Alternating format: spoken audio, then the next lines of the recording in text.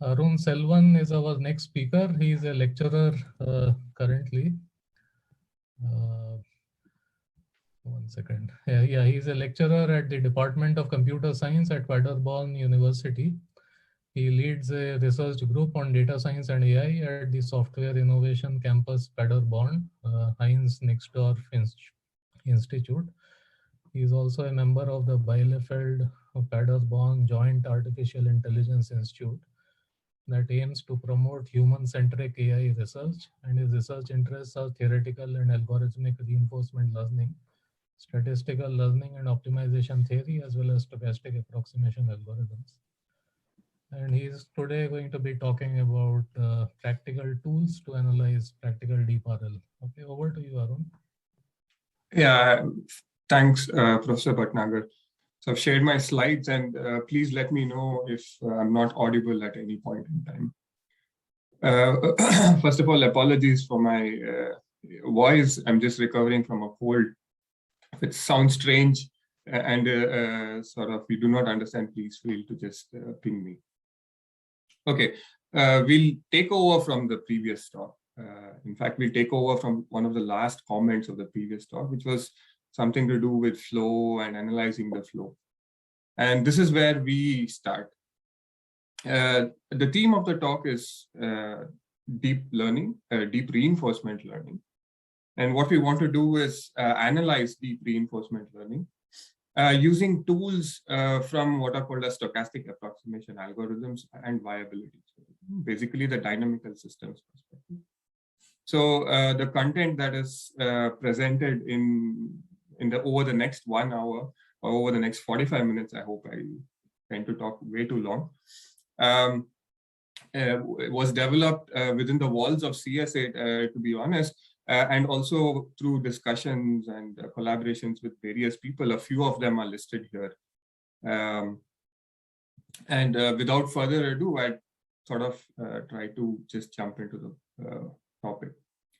I've sort of eliminated these slides on Markov decision processes and reinforcement learning with this robot and so on, because we are at the tail end of the workshop.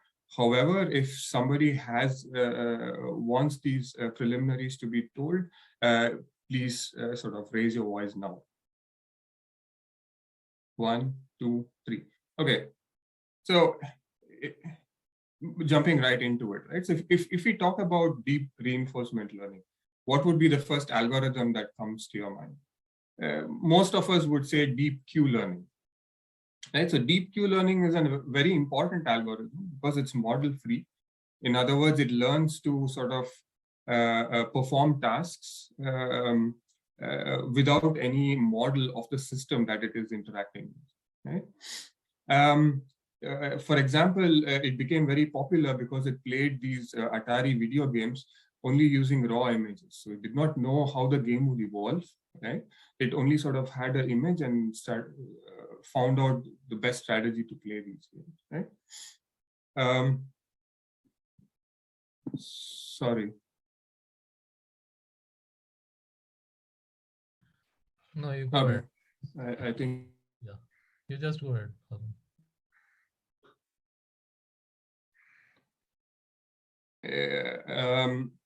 The way it does all this very well is by using sort of nonlinear approximation for your Q function, because as you probably already know, that the whole aim in DeepQ Learning is to find this optimal Q function, and this optimal Q function would translate into an optimal policy.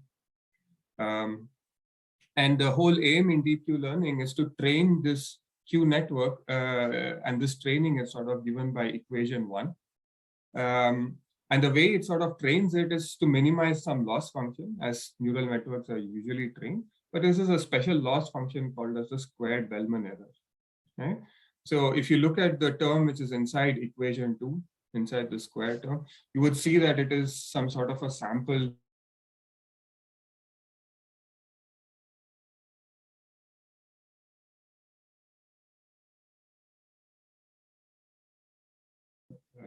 samples. Right? On top of that, you have m of them, right? You sort of take let's say experiences from your past, and then calculate the error based on that and perform a gradient descent. And this is the concept of experience replay. And the authors of the paper claim that this is one of the key features why they end up doing so well, right? So the idea of experience replay is essentially you store past experiences, right? So at a state some xi before the neural network took an action ai, for which it was rewarded ri, and the environment sort of moved into the next state. Let's call it xi prime for simplicity, right? So you store this. Another important concept was the use of what are called as target networks, right? Why are they called target networks? Because in traditional machine learning setting, you have a target value that you want to approximate. And what Min claims is that essentially if you use the same neural network weight for calculating both the right and the left-hand side of the Bellman equation, so the right-hand side and the left-hand side of the Bellman equation, you sort of are in trouble because your theta is sort of constantly evolving, and this is sometimes called as the changing target problem or something of that sort. They said, you know what you do is sort of have this neural network, and you use it to calculate the target values, and then you sort of sync it with your current update of your theta once every, I don't know, 100 time steps or so on. Okay. So now DeepQ Learning apparently suffers from what is called as the overestimation problem. This problem is very well documented for the classical Q learning, which has these tables and so on. But it wasn't very well studied, for example. It's still not very well studied for the deep learning case, right? So what is this overestimation issue? So let's look at the figure, right? Let's fix a state X. And let's suppose that this x-axis represents the action space, right? So, and the curves represent Q values.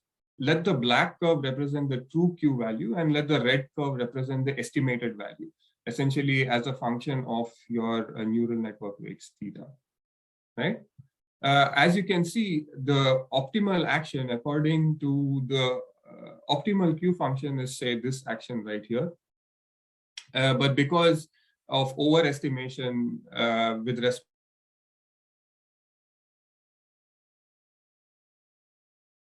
to optimal action, which in reality is not optimal, right? Now, Van Hassel studied this problem, and they came up with a solution for it based on, again, an older solution, what is double DeepQ learning. So how does this DDQL, double DeepQ learning, reduce overestimation, right? So it changes, it sort of crucially changes the loss function at any point in time, right? It's probably best to sort of compare the loss function traditionally from Q learning, which is the second equation right here, and the loss function from double DeepQ learning, right? So what they say is, when you're calculating the max over the Q function for the next state, pick an action in accordance to the current theta t, right? So you pick an action according to the current theta t, but you evaluate, in their words, using the target net, right? Straightforward. So you typically would pick a max using the old target network, but here you pick an action, a max action, using the new target net, using the updated weights, and you use your target network to evaluate that action, right? And this, they claim, sort of solves this overestimation problem. Although if you look at their data, their performance is 50-50. So they compare it to DeepQ learning, and if you sort of really go through the data, they do better, let's say 50% of the time. Make of it what you may. Now, there was another follow-up paper, and the follow-up paper to that paper by Ren and team, which said that DeepQ Learning sort of suffers from this underestimation problem.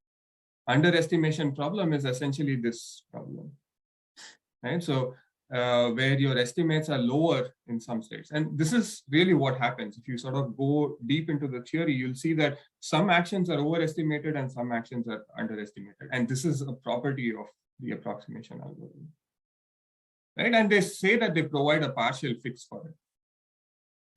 And you'll see this sort of back and forth throughout in reinforcement learning, right? So recently there was a paper from Brown University where they talk about how target networks are no longer needed if they use what are called as the Mellomax operators, right?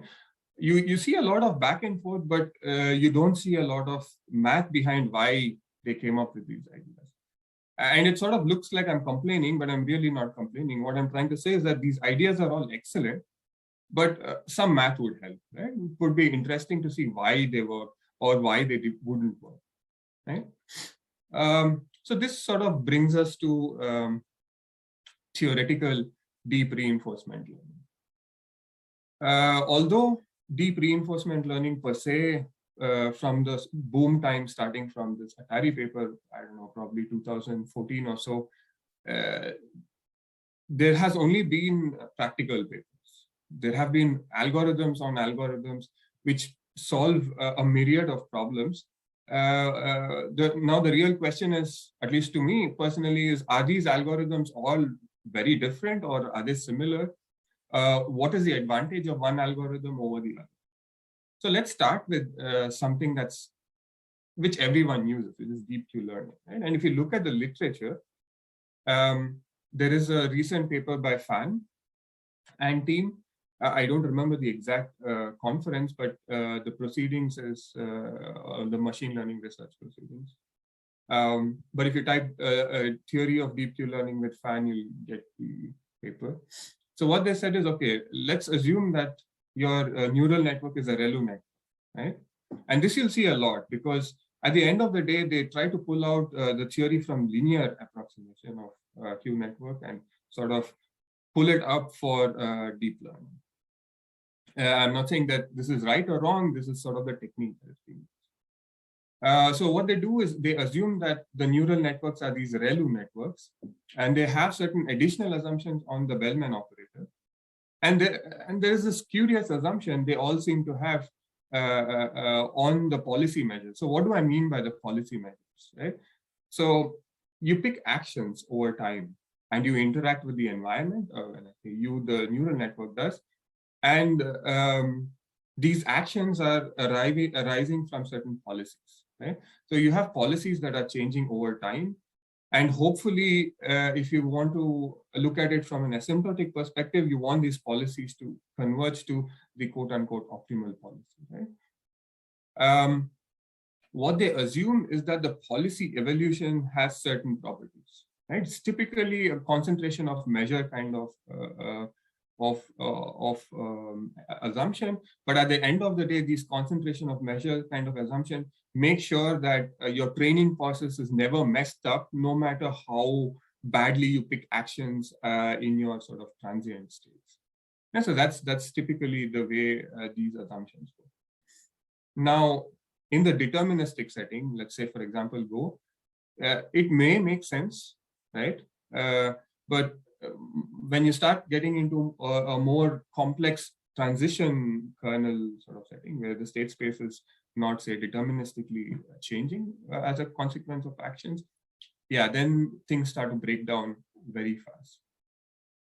So people have also analyzed how fast you converge to the optimal policy, right?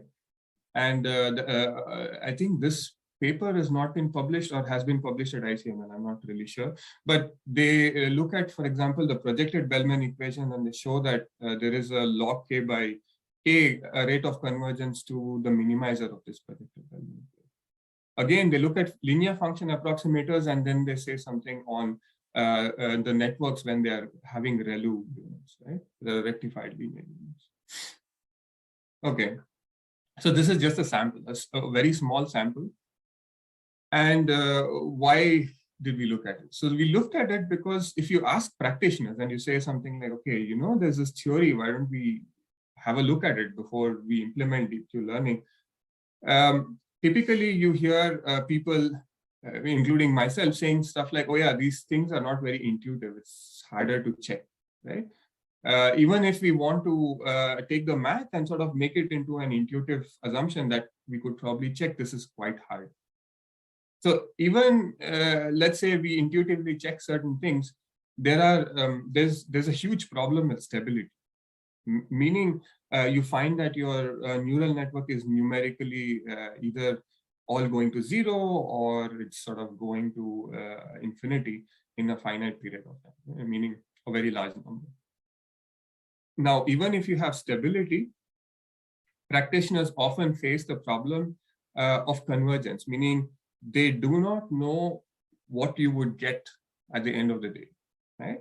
And let's say that you get a policy and this policy sort of makes sense on your test data, then this policy behavior is unpredictable in a new setting. This is also in some sense related to the previous talk on generalization, but when it comes to sequential decision making, it's a little more than that, and we'll get into this a little later. So maybe at this point I can pause, and if there are any questions, I wouldn't mind taking it.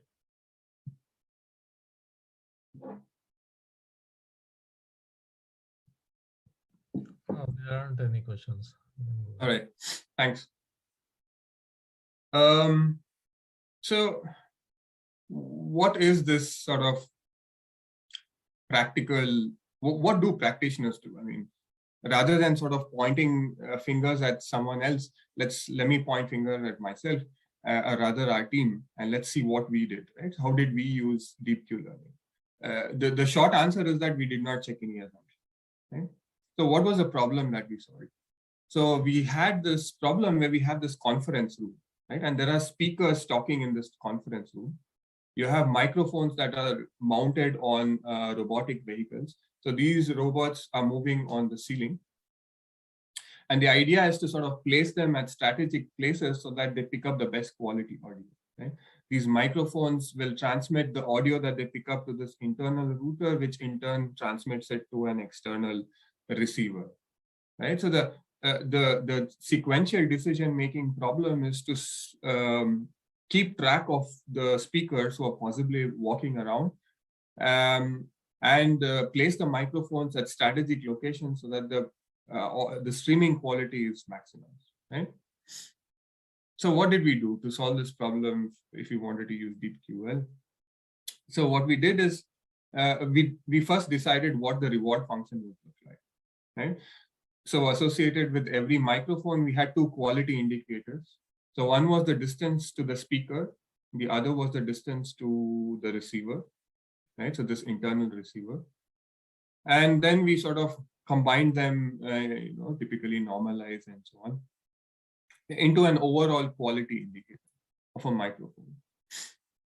So in the preliminary version, what we did is we have one agent which controls all the mics, which means it decides at any point in time which direction a microphone goes in, right? We had around 9 directions equally spread in the 360-degree region and the option of staying put.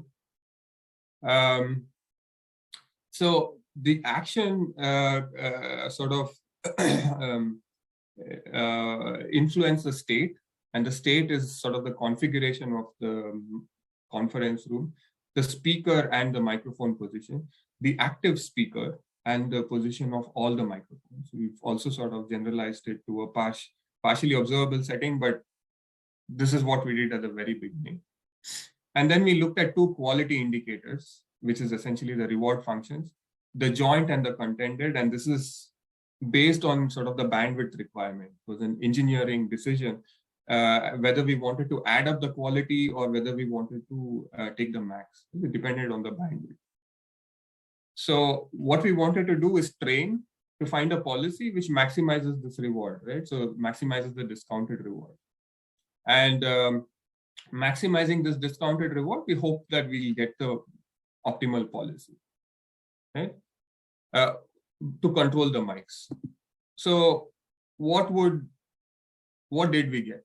Right. So I'll explain this so that I'll try to link the theory to this observation in what follows. Right. So we have two speakers, X1 and X2. When the speaker is talking, then the speaker sort of is in red, and if the speaker is passive, the speaker is gray, and then you have two microphones, A and B. The microphones are always switched on, right? We conducted too many experiments, but one of them was this, where the speakers sort of walk across the room, and what we found is essentially the microphone sort of split the speakers into two and follow one another, right? But we also observed something very interesting. Well, not interesting, but something that is interesting with respect to theory. So what we did is deliberately forced speaker 2 to speak, right? And we placed microphone B at a position that is closer to speaker 2 as opposed to microphone. And we saw that of course, the optimal action would still be for B to go to microphone 2 and for A to go to microphone 1 because it's at a shorter distance, right? But what we see is that A sort of goes to it takes a suboptimal decision of going all the way to A and following, right? So clearly, there is something to do with the training data, which forces it to be this way. And if you look back at the theory that we discussed, they all seem to suggest that under certain conditions, you would find the optimal policy. You're guaranteed to find the optimal policy. But in reality, you're nowhere close to that, right? So the question is, can we somehow quantify this suboptimality? And this is where we sort of, this is basically where we sort of publish these results. So what we did is we want to look at deep reinforcement learning from this perspective, right? We want to look at deep reinforcement learning and say that, okay, now this is really what a practitioner does. Can I explain that, right? And this for us is in some sense bridging the gap, right? Rather than saying that, you know what, practitioners, you listen to us theoreticians and verify all these assumptions. So we looked at the DeepQ network training. Again, this is looking something like this. I've sort of eliminated the target network, experience replay, and so on for simplicity.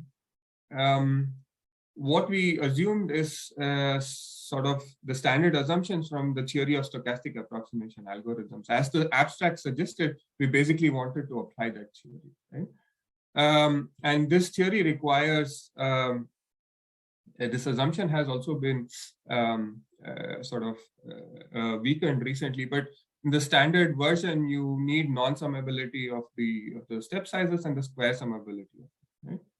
And step sizes are something which is under our control. And in DeepQ learning, what we do in practice is we start with some large step size and we in fact decay the step size over time. So this is in fact not such a bad assumption. So the second assumption is sort of where we impose something hard. So what we said is that we need a guarantee that your algorithm is going to converge to something, right? So that your algorithm is not going to drift off to infinity. Why did we make this assumption? We make this assumption because we first wanted to answer the question. Let's say your DeepQ learning algorithm does not blow up. If it does not blow up, then what would you find, right?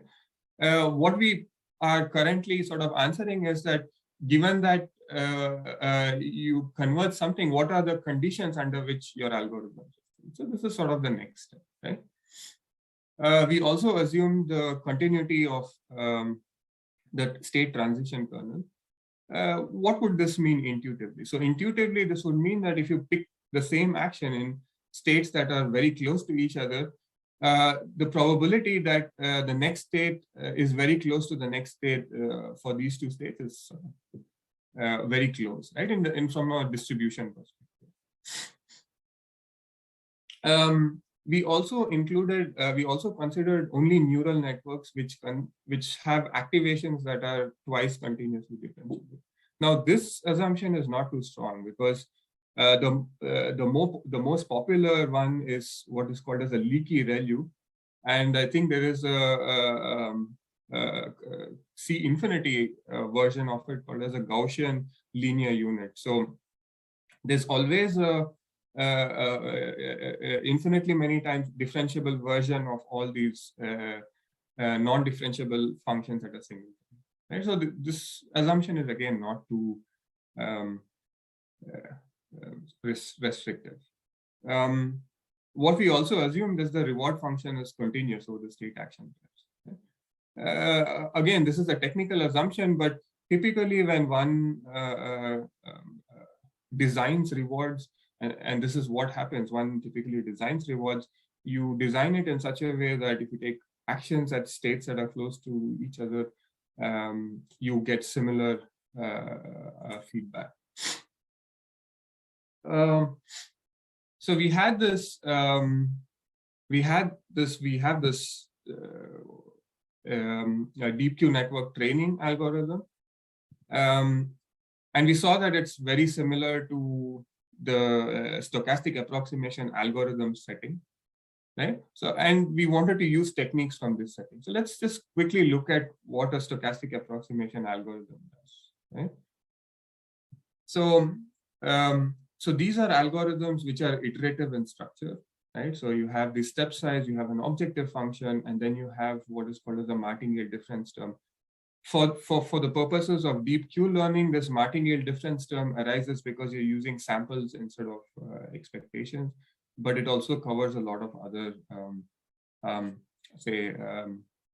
scenarios that arise in iterative algorithm setting, right?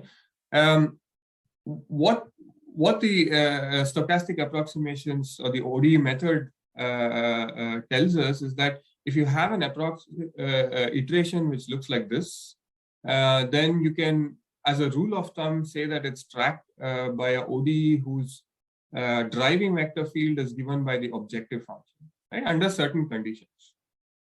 The conditions I'm sort of going to skim over. Some of them we've already seen it for the setting of DeepQ learning. And the way you sort of show that, and the way they sort of show that this discrete algorithm is tracking a continuous trajectory is by a transformation, which is called as this linear interpolation, right? So let's say that xn's are in one dimension. So if the xn's are in one dimension, what you do is plot them along the y-axis, and along x-axis you have the time, right? And you sort of divide this time using step sizes in a very natural way, right? So each interval is the size of the steps, is the size of the nth step size. And because it's non-summable, it covers the entire time, right? Now, at the end or the n plus first position, you plot the xn, right? And then you sort of join the intermediate fellows using a straight line. What you then do is start a ODE, start a ODE, meaning the starting point of this ODE as this xn plus 1, whose driving vector field is given by the objective function. And you'll see something like this red dotted line as this trajectory. And then you start another ODE whose starting point is xn plus 2 and so on. And the idea is that as you go along in time, these two trajectories sort of go closer and closer to each other, which means you can study the asymptotics of the iterative algorithm as a function of the asymptotics of the ODE. So this is a quick rundown of it, which I'm also sure many of you know. Okay, so now let's look at DeepQ Learning, right? So DeepQ Learning has a very special structure. Again, I'm eliminating these target networks and so on for the sake of simplicity. So at time t, the key players are theta t, right? As we had here as well, at time n, you had a key player which was xn. But in addition to that, you also have these state variables of the environment, the state, the action, the next state, the reward, and all these terms figuring in the loss function calculation, right? So how do you take care of this? This already looks slightly different, right? What we did is sort of rewrite it, right? We rewrote it as the following, right? What we did is essentially put a point mass on the state action pair, right? Because the reward function is in some sense a function of the state action pair, you don't have to worry about it. And you can also not worry about the next state because you can sort of average it out and push it into, like I said, the martingale term, right? So now you have this new iteration, right? Again, all these terms are sort of representative and not the terms that actually arise in the calculations, but let's say representative for the purposes of illustration. So we have this DQ and update, which is rewritten like this. And now you have a objective, which is essentially an average over the state action, right? And this is in some sense already a little closer to this setting here, right? So this is now the objective function is in some sense an average. Now the only problem is that this averaging measure sort of changes over time. And if you want to apply the ODE method, you would also see that at some point in time, there would be an integral over time as well, right? So a solution trajectory would have some time component that is involved, right? So now the question is sort of how do you find limits in some sense? Because what we want to do is ultimately have an asymptotic analysis for DeepQ Learning. Now, the reason why we did this is not because we dreamed it up, but basically the key idea comes from a very key paper from Borker, criminally underrated, in my opinion, where he studies algorithms of this kind, right? And he says that, okay, now you have iterations that are evolving over time, but then you have some other components, right? And the other components for us is these components that you get because your environment states are changing over time, right? And then the key contribution of the paper from Borker is the definition of a very nice metric, which lets you sort of have sequential compactness, and then getting limits is in some sense very easy, right? So technically, this is sort of a very useful tool to have in mind. So this is what we did. So what we did was essentially try to build all the mechanics around in such a way that we could, at the end of the day, use this sort of metric that was developed in this paper. What were we able to show? So we were able to show that you converge to some limit, right? If you're stable, you converge to something. And this something is not too bad in the sense that the gradient is sort of minimized on an average. So the gradient is equal to 0 on an average, right? Because we use stochastic gradient descent, you're not expecting global optimality and sometimes local optimality, but we'll take that for now. So what we were able to show is that the gradient is minimized on an average, and this average is essentially something that captures the training process, right? In some sense, it captures how frequently you are in a state action region, not exactly a state action pair, but in a state action region, right? So what does this mean? So this sort of means the following. And let's say you have an action A, right? And then you have a subset of your state space such that this particular action was never explored for this subset, meaning this sort of mu infinity measure is 0. Right? But let's also suppose that if you look at this subspace itself, this was not this was well sampled, meaning the other actions were probably well sampled, right? So what this means is one of two things. We could use this information to now sort of retrain your algorithm so that you can have better approximations for this action, right? So that you can take good decisions here. So you can use this as a training feedback.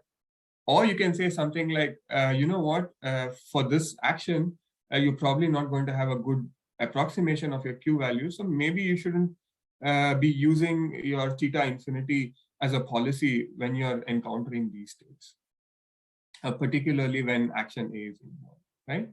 So these are the sort of theoretical results which are in some sense closer to what you see in practice, wherein you don't see absolutely optimal policy, but you see optimality in some sense on an average, or optimality on an average on your training data set, and so on. And this, what we try to do is essentially sort of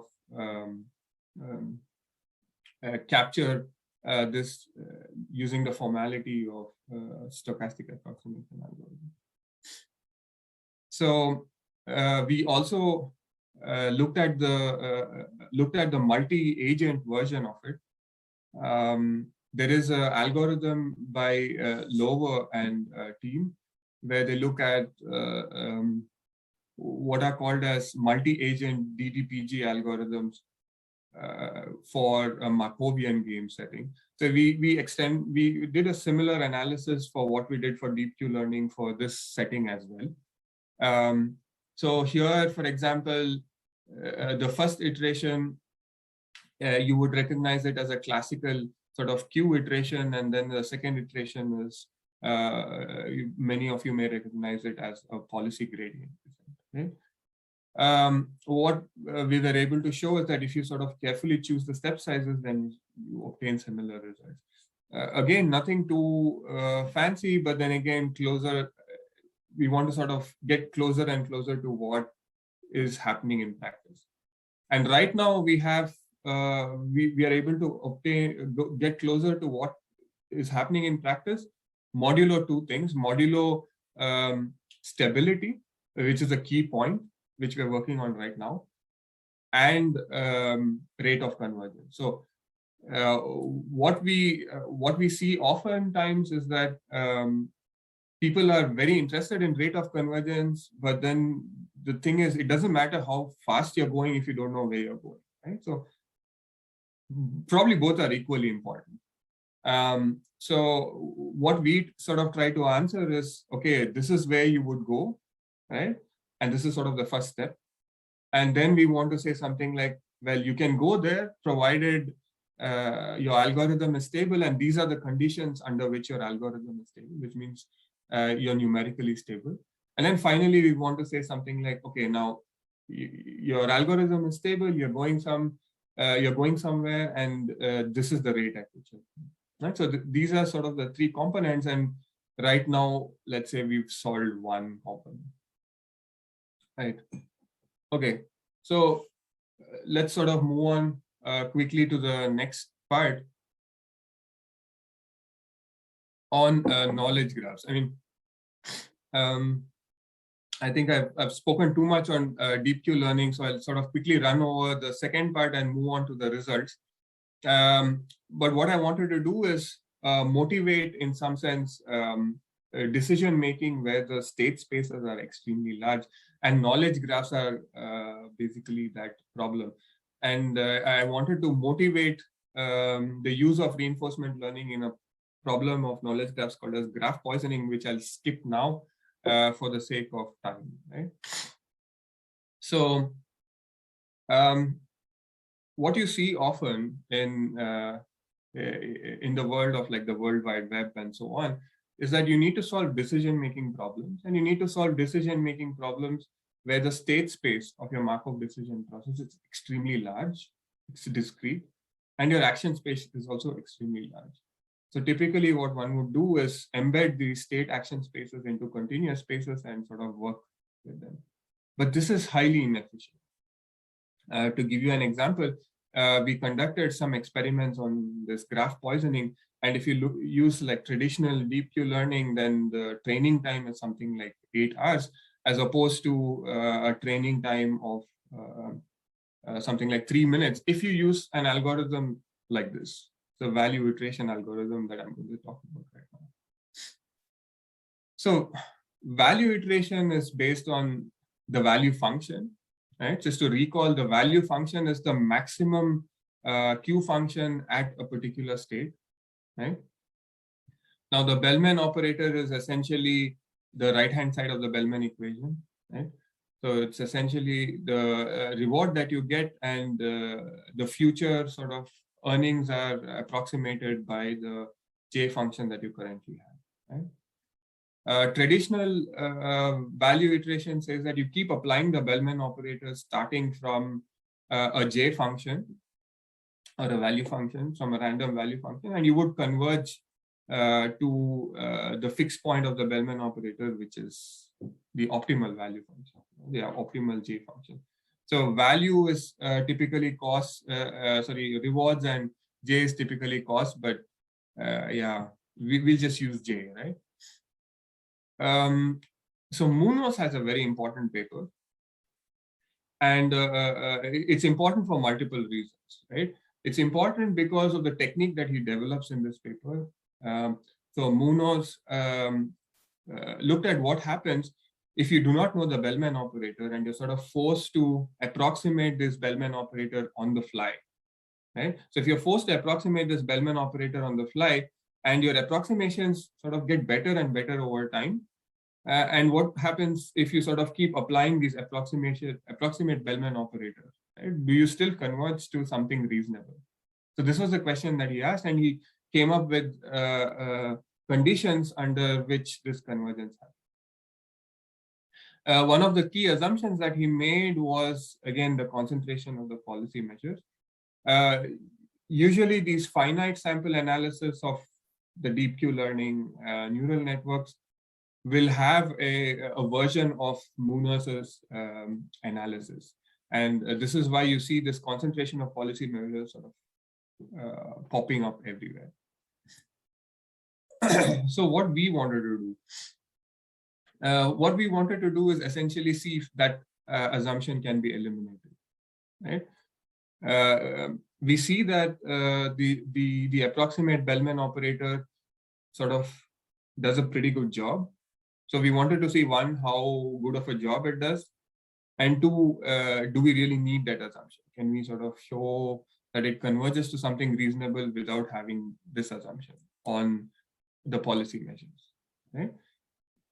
So again, because we want to use the theory of stochastic approximations, we look at the Robbins-Monroe version, right? And that is given by equation 5. So if you have a step size of 1, then equation 5 sort of reduces to the original approximate value iteration. So we rewrote 5 for the sake of analysis as the following.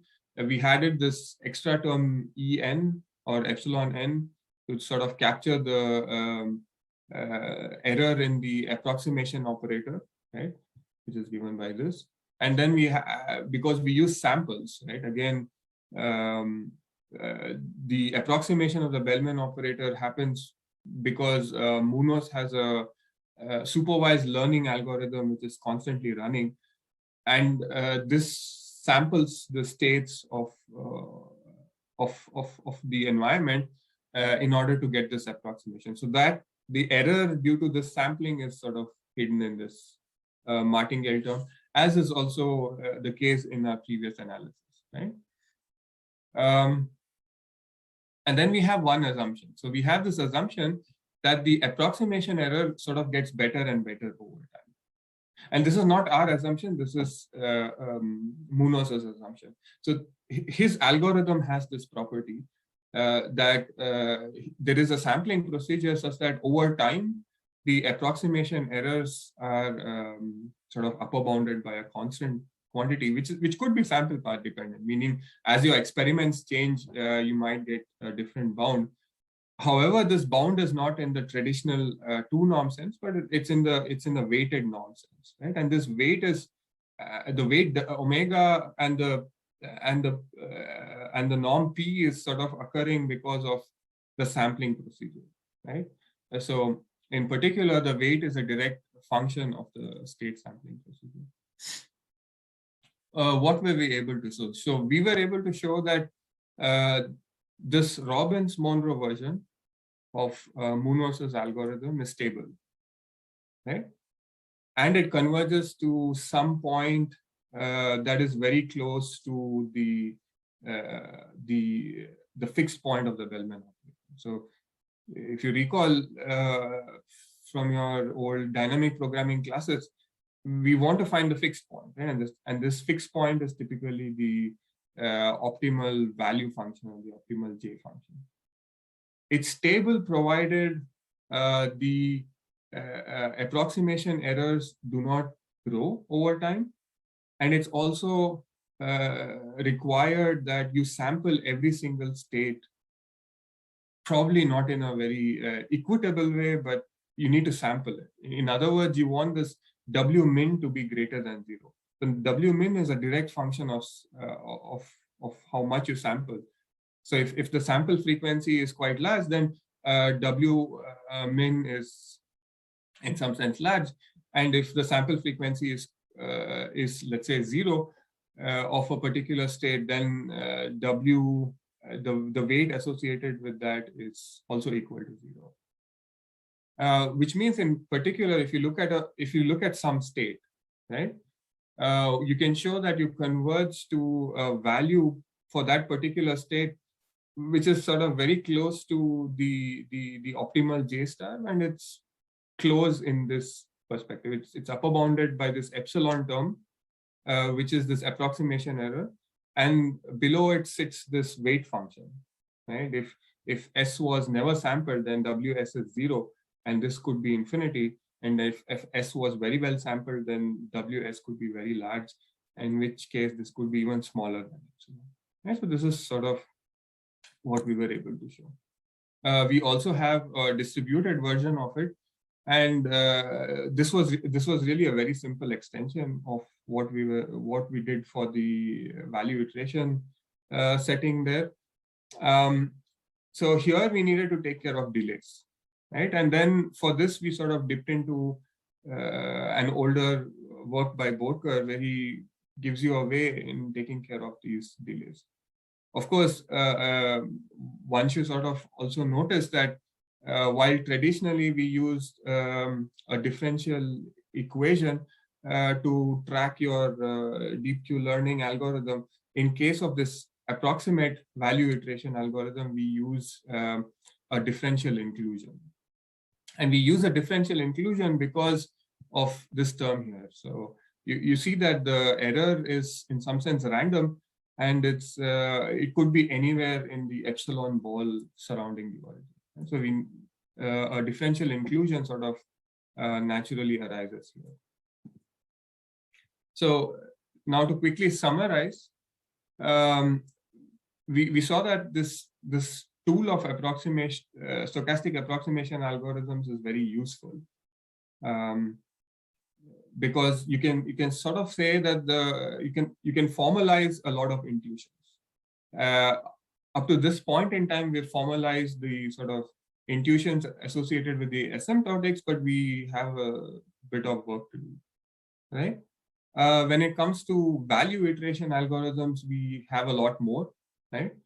And in some sense, it's sort of empirically, it has been encouraging to use this sort of value iteration algorithms when you have extremely large discrete action spaces, right? Particularly when you combine this sort of on-the-fly approximation of the Bellman operator. So we've already started looking into the stability issues, right? What's also interesting for us is essentially looking into the role of communication in multi-agent learning, because again, in multi-agent learning, you say something like you transfer an entire neural network weight, and this could be millions of parameters. And these are robots, which means they're connected using wireless networks. So the question is, can you come up with theoretical guarantees, assuming certain network properties, for example, the signal to noise interference ratio having certain properties, and that translating to successful multi-agent learning. And this is something that's also of interest to us, and we're looking into it. And yeah, so with this, I'd like to thank everyone for your time. Yeah, and I'm happy to sort of take any questions if there are any. So thank you. Yeah, thanks, Arun. Any questions? Yeah, so one question I have is, in the early part, you talked about this double DQN, and then is there some analysis that shows that double DQN is better than DQN? I mean, there's some theoretical analysis there. No, they have a if and then sort of statement. And empirically, I doubt that there would be such an analysis, because empirically speaking, they're only 50% better. And they have like very sort of comparable results. If you look at the actual tables for all these games, they are almost the same. And some games they lose by not by much, and some games they win not by much. So I doubt that they would, even for this underestimation case, there is no theory. I see. Which is this Ren and et al. So I think the paper is called Underestimation Problem in Double DeepQ Learning or something. Okay. So they give you a fix, and they have some sort of empirical evaluation, but no theory again. I see. And then about on the multi-agent setting you showed, I mean, the extension of multi-agent DDPG. What is your setting there? I mean, I didn't quite get that. So our setting is not in terms of the RL part, but it is in terms of the communication. So what we assume is that there is a wireless communication network, which means there is some sort of bandwidth, there's a delay, there's a lag, and there are channels that are interfering with each other. There is an algorithm that already exists. It's called something multi-agent DDPG or something like that for the Markov game process. So what we said is something like, okay, you take this algorithm, under what conditions can you transmit, I don't know, 1 million network weights? So what should be the bit rate and so on? So that is what we look at over there. No, so is it a cooperative setting, or are they competing with one another? So this is the cooperating setting. That is very important. Yes, this would be the cooperative setting. Okay, so basically they look at everyone looks at the entire state of the environment, is it? Or different people have different notions of what state is? Yeah, so maybe I can just quickly go to that. So when agent I takes a decision, it's only concerned with its state. But when it sort of updates its policy, then it uses the states from the other agents. So this is their algorithm. It's from the team of, from the group of Peter Abel. Yeah, no, so that's what I'm trying to understand. So the state is, I mean, different agents have different view of the state, right? I mean, is that what it, exactly, partial view of the state. And then they transmit state, is it? Or do they transmit the Q values as well? All of it. They transmit the state, they transmit the policy network weights and the Q network weights. But won't that be highly inefficient? I mean, yeah, so their setting is essentially that they assume that it's multi-agent, but they somehow are in the simulated environment. So they don't worry about sharing the data. So they don't worry about how they share the data. For them, the data is instantaneously available. So it's a highly non-practical setting. And now the question is, if you want to transmit this order of magnitudes of this thing, then what would be, for example, the SINR ratio, SNIR ratio of these wireless channels and so on. So that is what we studied in that work. So where does your algorithm converge to? I mean, so at what point as with regards to the various agents? So if it were a competitive setting, one would expect a Nash equilibrium kind of thing, right? I mean, yes, I mean, we can't really say too much about optimality again, because of the properties of their algorithm. So what we look at is, in some sense, only the loss functions, because that's what is happening. What would the policies converge? You can say that the policies sort of converge to the maximizer of the Q value, but again on an average. So this Borker's averaging seems to appear everywhere in this reinforcement learning. So when we were studying, we were looking at it from a set theoretic perspective. Like, okay, there is uncertainty here, and what happens as a consequence of that? Again, because you have neural networks that are causing errors. But it looks like more and more we need to look at it from the perspective of a controlled Markov process. Because the training data is somehow controlling everything. Yeah, there's one more thing that I wanted to know. I mean, you had one slide where you showed what looked like a Markov noise, and then you had this Dirac function coming in there over the state action tuple. Mm-hmm. Yeah, so how did you absorb the Markov noise into the martingale difference term? So, like I said, so this is a representative thing. So what will happen is only the max term. So there is some jugglery which happens. Only the max term multiplied by the gradient term is what needs to be absorbed into the martingale, because the expectation only appears there. The reward function we assume for now is like deterministic. If you have a state, pick an action, then the reward is deterministic. The stochasticity is only in the next state. So what is the assumption on XT? XT is a Markov process all by itself. I mean, it depends on the action, but nothing else as such. It doesn't depend on theta, right? No, that's an important point. So we sort of decouple it. I think we discussed this at some point in time. Because if you look at DeepQ Learning, the way they sort of pick actions, they have this exploration, exploitation, right? A could be something that is a consequence of theta, meaning assuming that the current approximation of theta is the best possible and you pick an action, or it could be random. So in reality, you can actually decouple these two in the analysis. But what we can't do, like the traditional one, is to sort of, or rather what's not desirable is if we absorb the control process inside, because we always need the state action pair to appear, because that is the thing which captures training in some sense. Okay, thanks, Arun. I think, are there any other questions? A quick question if someone has. Okay, I guess not. So let's thank Arun.